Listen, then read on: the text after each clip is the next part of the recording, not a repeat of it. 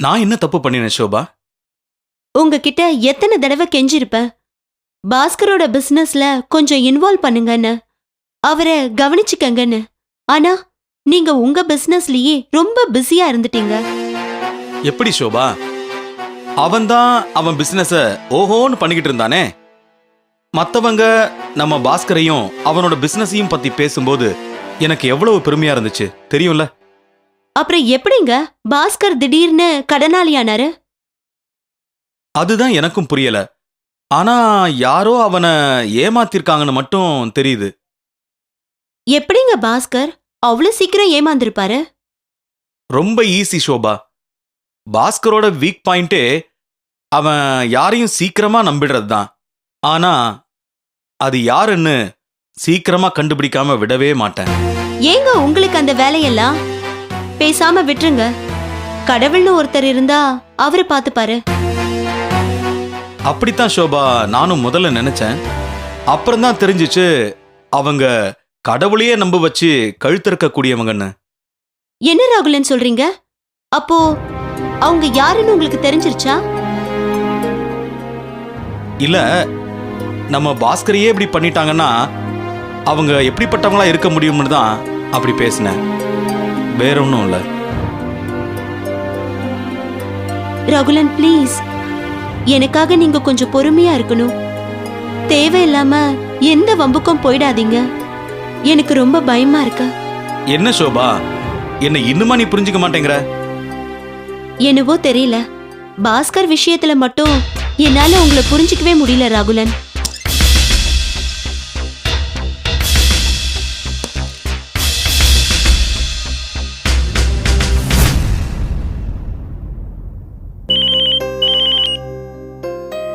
Hello hello விஜயாக்கா, நான் மேகலா பேசுறேன். மேகலா சொல்லுங்க, எப்படி இருக்கீங்க? அப்பா, எவ்வளவு நாளைக்கு அப்புறம் பேசுறோம். ஆமால, நான் நல்லா இருக்கேன். நீங்க சித்ரா, ரகு அண்ணன் எப்படி இருக்கீங்க? எங்களுக்கு என்ன, நாங்க நல்லா தான் இருக்கோம். என்ன திடீர்னு ஃபோன் பண்ணிருக்கீங்க? ஏதாவது விஷயமாவா இல்ல? இல்ல, நம்ம சித்ரா பத்தி கேக்கதான். சித்ராவை பத்தியா? ஏன் திடீர்னு கேக்குறீங்க? ஒன்னும் இல்ல விஜயாக்கா, அன்னைக்கு என் பையன் சீனு பர்த்டேக்கு சித்ராவோட வந்திருந்தீங்கல்ல? ஆமா. அப்போ என் வீட்டுக்காரோட மேனேஜிங் டைரக்டரும் வந்திருந்தாரு. அவருடைய பையன் இப்பதான் மெடிசன் பாஸ் அவுட் பண்ணி பிராக்டிஸ் பண்ண ஆரம்பிச்சிருக்கான். சரி. அந்த பையன் அன்னைக்கு நம்ம சித்ராவை பார்த்துருக்கான். அவனுக்கு நம்ம சித்ராவை ரொம்ப பிடிச்சு போச்சு. அதனால அவன் பேரண்ட்ஸ் கிட்ட சொல்லி என்கிட்ட பேச வச்சான். என்ன மேகலா இப்படி போட்டு உடைக்கிறீங்க? எனக்கு கையும் ஓடல காலும் ஓடல. என்னக்கா, அவங்க ரொம்ப பெரிய இடம். சித்ராவை பத்தி நல்ல விதமா வெளியில கேள்விப்பட்டிருக்காங்க. சித்ராவுக்கும் வயசு வந்துடுச்சுல. ஐயோ மேகலா, என்னால சித்ராவை ஒரு பெரிய பொண்ணா நினைச்சு கூட பார்க்க முடியல. அது மட்டும் இல்லாம இப்ப அவ படிச்சுக்கிட்டு வேற இருக்கா. நான் போய் எப்படி அவகிட்ட இத பத்தி பேச முடியும் சொல்லுங்க? இங்க பாருங்க, சித்ராவுக்கு இப்ப ஃபைனல் இயர் தானே. அவளை யார் படிக்க வேணான்னு சொன்னது? இது நல்ல இடம், தானா தேடி வருது. நீங்க அவசரப்பட்டு ஒன்னும் சொல்ல வேண்டாம். ரகு அண்ணங்கிட்ட பேசுங்க. அப்புறம் நான் என் வீட்டுக்காரர்கிட்ட எல்லா டீட்டெயில்ஸையும் கொடுத்து அனுப்புறேன். மேகலா, எனக்கு கொஞ்சம் டைம் கொடுங்க, நான் யோசிச்சு சொல்றேன். ரொம்ப நல்லதுக்கா. நீங்க யோசிச்சு நிதானமா பதில் சொல்லுங்க. அப்ப நான் வச்சிடுறேன். Okay Mekala, bye. ஓகே பாய்.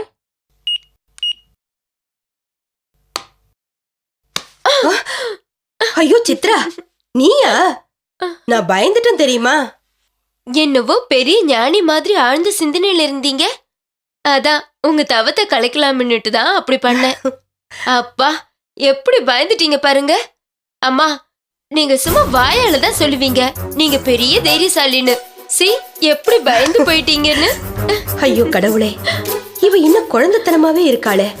இவளுக்கு கல்யாண வயசு வந்துடுச்சுன்னு என்னால நம்பவே முடியல. அது சரி, எப்படியாவது முதல்ல இவகிட்ட பேசி இவளுடைய அபிப்பிராயம் என்னன்னு தெரிஞ்சுக்கலாம். ஐயோ, என்னமாச்சு உங்களுக்கு? ஏன் இப்படி கப்பலே கவுந்த மாதிரி உட்கார்ந்திருக்கீங்க? ஆமா, யார் கூடவோ போன்ல பேசிக்கிட்டு இருந்த சத்தம் கேட்டுச்சே. ஏன், ஏதாவது பேட் நியூஸா? பேட் நியூஸ் ஒண்ணுமில்ல சித்ரா. மேகலா தான் ஃபோன் பண்ணியிருந்தா. ஓ, மேகலா ஆண்டியா? அவங்க கூட பேசி எவ்வளவு நாள் ஆச்சு. ஆமா, நாம சீனு பர்த்டேக்கு அப்புறம் அவங்க வீட்டுக்கு போகலல்ல? அது சரி, நீங்க எதுக்கு இப்ப ஒரு மாதிரி உட்கார்ந்திருக்கீங்க? மேகலா ஆண்டி ஏதாவது சொன்னாங்களா? ஆமா, சொன்னா. ஆனா நல்ல விஷயம்தான். நல்ல விஷயமா? அப்ப எதுக்கு இப்படி திங்க் பண்ணிக்கிட்டு உட்கார்ந்திருக்கீங்க? சரி, அப்படி என்ன நல்ல விஷயம்? சித்ரா, உனக்கு ஞாபகம் இருக்கா? மேகலா வீட்டுக்காரரோட மேனேஜிங் டைரக்டர் சீனு பர்த்டேக்கு வந்திருந்தாரே. ஆமா, அவர் பையன் கூட அவினேஷ்னு இப்பதான் டாக்டரா பிராக்டிஸ் பண்ணிக்கிட்டு இருக்காங்க. என்கிட்ட கூட வந்து பேசுறாங்களே. ஏன், அவங்களுக்கு என்ன இப்போ? அவங்களுக்கு ஒண்ணுமில்ல, அந்த பையனுக்கு உன்னை ரொம்ப பிடிச்சிருக்கான். அதான் மேகலா மூலமா நம்ம அபிப்பிராயத்தை கேட்டிருக்காங்க. என்னம்மா சொல்றீங்க? ஒரு 2 வார்த்தை பேசணும்னு அவனுக்கு என்ன பிடிச்சிருக்காமா? ஆமா, இதெல்லாம் சரிப்படாதுன்னு மேகலா ஆண்டி கிட்ட சொல்லிட்டீங்கல்ல? ஏன் சரிப்படாது? இங்க பாரு சித்ரா, நீ இன்னும் சின்ன குழந்தை இல்ல. உனக்கும் சரியான வயசு வந்துடுச்சு. முதல்ல அப்பா கூட பேசிட்டு பையனை பாப்போம். பிடிச்சிருந்தா ஓகே சொல்லு, இல்லனா விட்டுடு. அம்மா, என்ன பேசுறீங்கன்னு புரிஞ்சுதான் பேசுறீங்களா? இப்ப எனக்கு என்ன வயசு ஆயிடுச்சு? இன்னும் என்னோட டிகிரி கூட பினிஷ் பண்ணல. கமான் அம்மா, பொண்ணுன்னா கல்யாணம் பண்ணிக்கிறது தான் வாழ்க்கை இல்ல. நான் லைஃப்ல ரொம்ப சாதிக்கணும்னு நினைக்கிறேன். ப்ளீஸ் என்னை நிம்மதியா இருக்க விடுங்க. கல்யாணம் அது இதுன்னு பேச்சு எடுக்காதீங்க ப்ளீஸ். சித்ரா, நான் சொல்றத கொஞ்சம் கேளு. இது ரொம்ப பெரிய இடம், நல்ல ஃபேமிலி. நான் இவங்களை பத்தி பல பேர் சொல்லி கேள்விப்பட்டிருக்கேன். அதனாலதான் நான் யோசிக்கிறேன். சித்ரா, வாழ்க்கையில சில வாய்ப்புகள் நம்மள தேடி வரும்போது நாம் அதை பயன்படுத்திக்கணுமா? உன்னோட வயசுல எல்லா பொண்ணுங்களும் சொல்றதுதான் கல்யாணம் வேண்டாம்னு. ஆனா சில வாய்ப்புகள் நமக்கு கிடைக்கும் போது பயன்படுத்தி காட்டி அப்புறம் நாம தான் வருத்தப்பட வேண்டியிருக்கும். அம்மா, என்னை விட்டுடுங்க ப்ளீஸ். ஏன், நான் உங்களுக்கு பாரமா இருக்கேனா? அதான் என்ன சீக்கிரம் கல்யாணம் பண்ணி அனுப்ப நினைக்கிறீங்களா? ஏன் சித்ரா இப்படி எல்லாம் பேசி என்ன நோக வைக்கிற? பெத்தவங்களுக்கு பிள்ளைங்க எப்பவுமே பாரம் கிடையாதுமா. ப்ளீஸ் புரிஞ்சுக்கம்மா. அம்மா ப்ளீஸ், என்னை டிஸ்டர்ப் பண்ணாதீங்க. எனக்கு இப்ப கல்யாணம் வேண்டாம், அவ்வளவுதான் நான் சொல்லுவேன். Don't disturb me.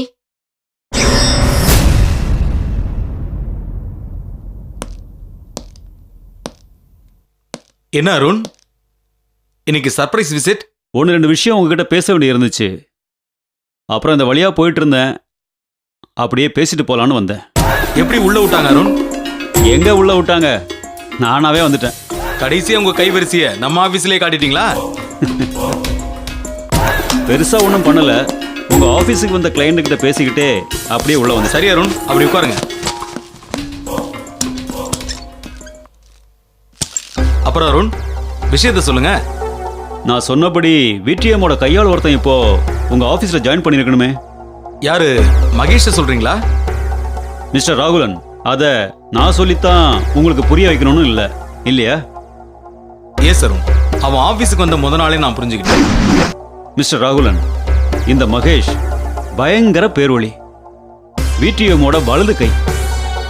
ஏதோ ஒரு ரீசனுக்காக தான் அவனை இதுவரைக்கும் விடிஎம் தன்னோட மான்செஸ்டர் பிராஞ்சில் அவனை வச்சிருக்காரு.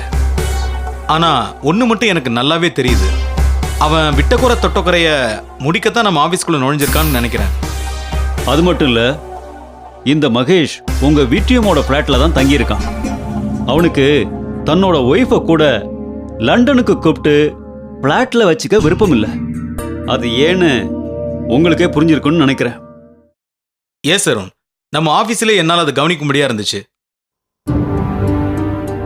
ஏன் அருண், நம்ம பாஸ்கரோட கேஸுக்கும் இந்த மகேஷுக்கும் ஏதாவது சம்மந்தம் இருக்குன்னு நீங்க நினைக்கலையா? நிச்சயமா இருக்கு மிஸ்டர் ராகுலன். ஏன்னா பாஸ்கரோட கேஸுக்கு அப்புறம்தான் மகேஷ் லண்டனை விட்டே தலைமறைவாயிருக்கான். நம்ம விடிஎம் அவனை வேணும்னே தப்பிக்க விட்டுருக்கணும். அப்புறம் எப்படி தன்னுடைய மான்செஸ்டர் ஆபீஸ்லயே அவனுக்கு வேலை போட்டு கொடுத்துருப்பாரு? வேற ஒன்றும் இல்லை, நன்றி கடன். அதுல இருந்து தான் நான் மகேஷை ஃபாலோ பண்ணி பார்க்கணும்னு நினச்சேன். அப்புறம் நான் நினச்ச மாதிரியே விடிஎம் மகேஷை தன்னோட லக்ஸரி ஃப்ளாட்ல கூட தங்க வச்சிருக்காரு. அருண், மகேஷை நாம இந்த ஆபீஸ்லயே வச்சுக்கிட்டு நம்ம திட்டத்தை நிறைவேற்ற முடியாது போல இருக்க. ராகுலன், நீங்க ஒன்றும் யோசிக்க தேவையே இல்லை. நான் முதல்ல நம்ம ஆட்களை வச்சு இந்த மகேஷை மெதுவா தட்டி கேட்க சொல்றேன். அவன் மசியலைன்னா ஆளை ஒரே அடியா தூக்கி விருந்து கொடுத்துட வேண்டியதுதான்.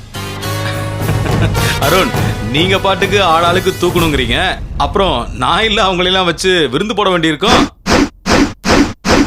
ஏன் ராகுலன், நீங்க எதுக்காக விருந்து போடணும்?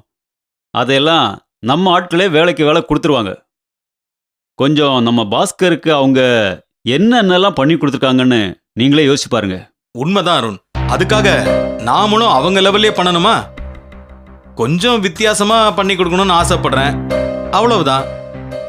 ராகுலன் சாரோட பேச்சை பார்த்தா விருந்து தடபடலா தான் பண்ண பார்க்குறாரு போல தோணுது. பெரிய செலவாயிட போகுது. பண்ணிடலாம். சரி அருண், நாம அடுத்த விஷயத்துக்கு வருவோம். நம்ம விடிஎம் சாரு லண்டனுக்கு வந்த உடனே அவரோட வெற்றியை நாம சர்ப்ரைஸா கொண்டாடணும்னு இருக்கேன். நிச்சயமா கொண்டாடணும் ராகுலன். ஆமா, உங்களுக்கு ஏதாவது ஐடியா இருக்கா? ஆமா அருண், விடிஎம் சார் லண்டனுக்கு வந்த உடனே அவர் நம்ம ஆபீஸுக்குள்ள நுழையும் போதே அவருக்கு ஒரு மாலை போட்டுறணும். அந்த மாலை அவரோட கழுத்தை மட்டும் இல்ல, அவருடைய தலையே மறைக்கும்படி ஒரு பிரம்மாண்டமான மாலையா இருக்கணும். என்ன சொல்றீங்க அருண்? ராகுலன் சார், நீங்க சொல்றது புரியுது. ஆனா லண்டன்ல அந்த மாலை எடுக்கிறதுனா கொஞ்சம் சிரமமா இருக்கும்னு நினைக்கிறேன். அருண், அதை பத்தி நீங்க கவலைப்படாதீங்க. நான் ஏற்கனவே ஊர்ல இருந்து வர என் ஃப்ரெண்டு கிட்ட அதை பத்தி நான் பேசியிருக்கேன். விடிஎம் சார் லண்டனுக்கு வரதுக்கு முன்னாடியே அந்த மாலை நமக்கு கிடைச்சிரும். Very good Rahulan. அப்புறம் நம்ம விடிஎம் சாருக்கு ஷிப்ல பார்ட்டி வைக்கிறதுனா ரொம்ப விருப்பம்னு சொல்லுவீங்க. நாம வேணும்னா அவரோட சர்ப்ரைஸ் பார்ட்டிய நம்ம ஷிப்ல வச்சிடலான்னு இருக்கேன். என்ன சொல்றீங்க? நிச்சயமா அருண், அவருடைய விருப்பமே அதுதான்னா நாம செலவை பார்க்க முடியுமா என்ன? பண்ணித்தானே ஆகணும். அப்பதானே நம்ம விடிஎம் சாருக்கு நம்ம மேல ஒரு பிடிப்பே வரும். இல்ல மிஸ்டர் ராகுலன், நீங்க தான் இந்த சர்ப்ரைஸ் பார்ட்டியை ஆர்கனைஸ் பண்ணதா அவருக்கு இப்போதைக்கு தெரிய வேண்டாம். வேலை வரும்போது நானே சொல்லிக்கிறேன். அது வரைக்கும் என் மேல மட்டும் அவருக்கு ஒரு பிடிப்பு வரட்டும். ஆமா அருண், நீங்க சொல்றதுதான் சரி, அப்படியே பண்ணிக்கலாம். அப்புறம் இந்த மகேஷ் விஷயத்த எப்ப ஸ்டார்ட் பண்றதா உத்தேசம்? நான் ரொம்ப சீக்கிரமா இதை பண்ணிடணும். ஏன்னா விடிஎம் லண்டன் வர்றதுக்கு ரொம்ப நாள் இல்லை. டெவனும் சுப்பிரமணியனும் கூட லண்டன் வந்து சேர்ந்துட்டாங்க. அதனால நம்ம விஷயம் ரொம்ப சுலபமாயிடும்னு நினைக்கிறேன். அப்படியா அருண்? எப்ப இவங்க வந்தாங்க? நம்ம ஆபீஸுக்கு ஃபோன் பண்ணவே இல்லையே. ராகுலன், அவங்க இப்போதைக்கு இந்த பக்கம் வரவே மாட்டாங்க. நீங்க எதுக்கும் விடிஎம் ஏர்போர்ட்ல இருந்து வரும்போது அவர்கிட்ட எப்படியாவது டெவனும் சுப்பிரமணியமும் அவருக்கு எதிராக சிங்கப்பூர்ல ஆக்ஷன் கேட்ட விஷயத்த சொல்லிடுங்க. எஸ் அருண், அதை நான் எப்படியும் அவர் காதுல போட்டு விடிஎம் சாருக்கு அவங்கள எதிரியாக்கிடுவேன். அது மட்டும் இல்ல ராகுலன், விடிஎம் சார் ரொம்ப பாவம். இவங்களோட பணம் விடிஎம் சாருக்கு தேவையே இல்லை. அதனால நீங்க ஒன்று பண்ணலாம். சுப்பிரமணியன் கிட்ட பேசி அவரோட பணத்தை விடிஎம் கிட்ட இருந்து பறிக்க சொல்லிடுங்க. அது அவ்வளவு சுலபம் இல்ல. ஏன்னா சுப்பிரமணியம் விடிஎம் கூட சேர்ந்து இன்னும் லாபம் தேடலான்னு கனவு கண்டுகிட்டு இருக்காரு. சரி, அவரு கனவு கண்டுட்டே இருக்கட்டும். நாம வேணும்னா விடிஎம் மூலமா பார்ட்னர்ஷிப்பை அர்த்தர சொல்லலாம். எஸ் அருண், நாம அது வரைக்கும் இப்போதைக்கு போவோம். அப்புறம் அவங்களோட ரியாக்ஷனை பார்த்து அதுக்கப்புறம் போலாம். என்ன சொல்றீங்க? ஓகே ராகுலன், அப்படியே பண்ணலாம். சரி, நேரமாகுது, நான் கிளம்புறேன். சரி, அப்புறம் சந்திக்கலாம். ஓகே ராகுலன்.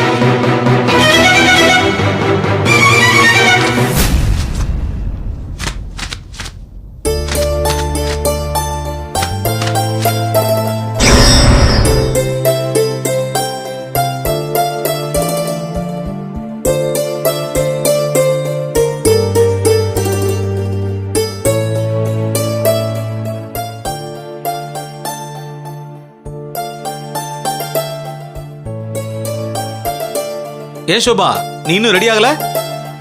இத வந்துடுறேங்க. நேரமாகுது சோபா, சீக்கிரம் புறப்படு, அப்புறம் கோயில சாத்திர போறாங்க. ஏங்க நீங்க வேணும்னா வெயிட் பண்ற டைம்ல நம்ம தனுஷ் குட்டிய தாத்தா வீட்ல இருந்து அழைச்சிட்டு வந்துருங்களேன் ப்ளீஸ். உனக்கு என்ன பைத்தியமா சோபா? நான் ஆல்ரெடி லேட் ஆயிடுச்சேன்னு டென்ஷன்ல இருக்கேன். நீ என்னடான்னா? ஏங்க எப்படியும் நாம அவனை அழைச்சிட்டு தானே போகணும், அதான் கேட்டேன். வேணாம் சோபா, இப்ப டிராபிக்ல போய் மாட்டிக்கிட்டோம்னா அப்புறம் தெருவில் நின்று தான் சாமி கும்பிடணும். வேணும்னா வரும்போது அவனை அப்பா அம்மா வீட்ல இருந்து கூட்டு வந்துடலாம். நீங்க சொன்ன சரிங்க. சரி நான் ரெடி, வாங்க போலாம்.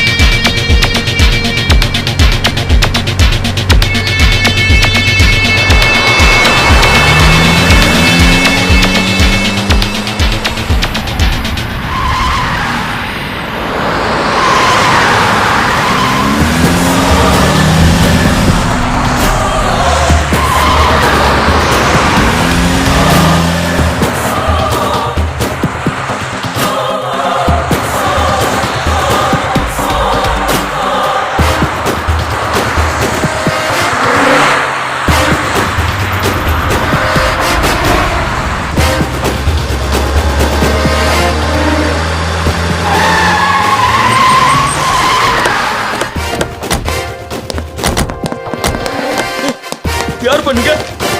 என்ன வேணும்? என்ன பண்ற? என்ன விடுங்க?